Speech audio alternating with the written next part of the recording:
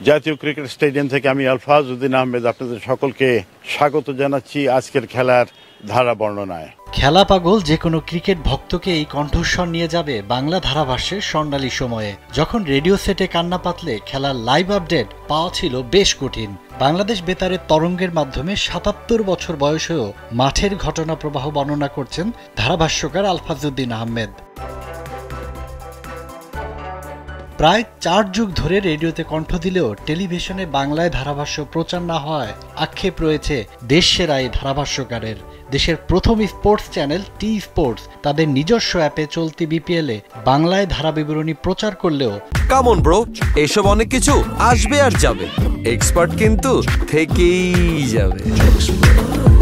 আলফাজ উদ্দিনের চাওয়া স্যাটেলাইট টিভিতে প্রচারের মাধ্যমে দেশের আনাচে কানাচেও ছড়িয়ে পড়ুক বাংলা ভাষায় খেলার সহজ সরল প্রাঞ্জল বর্ণনা। বাংলা ধারা বর্ণনা মেইন উইন্ডোতে টেলিভিশনের কোনো একটা চ্যানেলে এটা আসুক, এই কথা আমি বেশ কয়েক বছর ধরেই কিন্তু বলার চেষ্টা করছি, কিন্তু আমার কণ্ঠটা এতই দুর্বল যেটা ঠিক কর্তৃপক্ষ যাদের সংশ্লিষ্ট যারা তাদের কানে পৌঁছাচ্ছে না এবং জিনিসটা হচ্ছে না। আমি বারবারই বলেছি যে কমার্শিয়ালিজম আছে, ইয়েস, সেই জন্য ইংরেজি দরকার রয়েছে, সম্প্রচারের দরকার রয়েছে, তার ভিতরে অ্যাডের দরকার, প্যাট্রোনাইজেশনের দরকার, এগুলো সবই আমি স্বীকার করি। কিন্তু বাংলা দেশ টেলিভিশন নাম করে একটা প্রতিষ্ঠান রয়েছে, যেটা সরকারি একটা প্রতিষ্ঠান, যার কমিটমেন্ট হচ্ছে দেশের মানুষের কাছে এই সব কিছু পৌঁছে দেয়া। বাংলাদেশ বেতারের যেরকম কমিটমেন্ট, যেখানে খেলাধুলা হবে সেখান থেকে বাংলায় ধারা বর্ণনা করব, এবং সেটা করার মনে করি তারা কিন্তু তাদের কাজ করছে। আমার মতন মানুষকে তারা মেলবোর্নে নিয়ে গেছে, আমরা মেলবোর্নের থেকে ফাইনাল ক্রিকেট খেলার ধারা বর্ণনা করেছি, নিউজিল্যান্ডে গেছি, বিশ্বের বহু জায়গায়, ইন্ডিয়ার সমস্ত মাঠ থেকে আমি কথা বলেছি। 11 সালের বিশ্বকাপে আমি ওয়াংখেড়ে স্টেডিয়াম থেকে ফাইনালের কমেন্ট্রি করেছি। এই সব কিন্তু বেতার করে যাচ্ছে, কিন্তু কেন জানো মেন মিডিয়া যেটা বেশি আকর্ষণীয় এখন, যেটা চোখে দেখা এবং কানে শোনা বাংলায়, সেই জিনিস, সেই ব্যবস্থাটা কিন্তু এখনো হয়ে ওঠে নাই।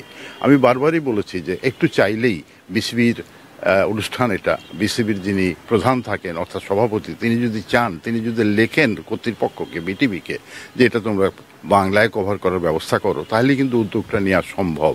এবং তিনি যদি একটু অনুরোধ করেন ক্রীড়া মন্ত্রণালয়কে বা তথ্য মন্ত্রণালয়কে যে এই খেলাটা ইংরেজির পাশাপাশি বাংলাতেও সম্প্রচার করার একটা পদক্ষেপ নেওয়া হোক, তাহলেই কিন্তু জিনিসটা আমার মনে হয় আইসটা ব্রেক হয়। স্টার স্পোর্টস ইংরেজি ছাড়াও বাংলা, হিন্দি, তামিল সহ বেশ কয়েকটি ভাষায় বড় বড় ইভেন্টের ধারাভাষ্য প্রচার করে আসছে। মাতৃভাষায় খেলার গল্পকে মানুষের হৃদয়ের খুব কাছে নিয়ে যাওয়ার স্বপ্ন প্রবীণ এই ধারাভাষ্যকারের। বিসিবি বাংলা ধারণা বা বর্ণনা বাদ দিয়ে চিন্তা করছেন, তারা কিন্তু সম্পূর্ণতা তাদের চিন্তার ভিতরে আনতে পারছেন না। ফ্যাটার্নিটি যদি বলতে হয়, তার ভিতরে কিন্তু বাংলা ধারা বর্ণনাও আসে, সেই জিনিসটা এখনো কেন যেন লিস্টেড হয়নি, ওনাদের ওখানে ঢোকে নাই।